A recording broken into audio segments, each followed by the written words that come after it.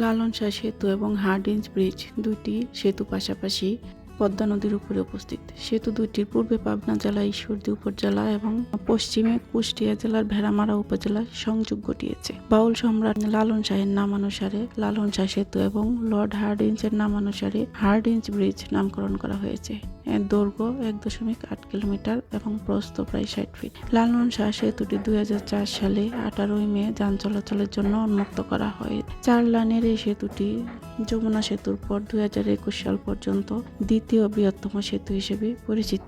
অপরদিকে Hardinge bridge স্টিলের তৈরি 100 বছরের সাক্ষী হয়ে দাঁড়িয়ে আছে। 1915 সালে রেল সেতু হিসেবে উন্মুক্ত করে দেওয়া হয়, যার দৈর্ঘ্য 1.8 কিলোমিটার। রাজধানী ঢাকার সাথে খুলনা, রাজশাহী এবং রংপুর বিভাগের সাথে সরাসরি যোগাযোগের গুরুত্বপূর্ণ ভূমিকা পালন করে এই দুই সেতু। কেমন লাগলো ভিউয়ার্স আমার ভিডিওটি কমেন্টে জানাবেন।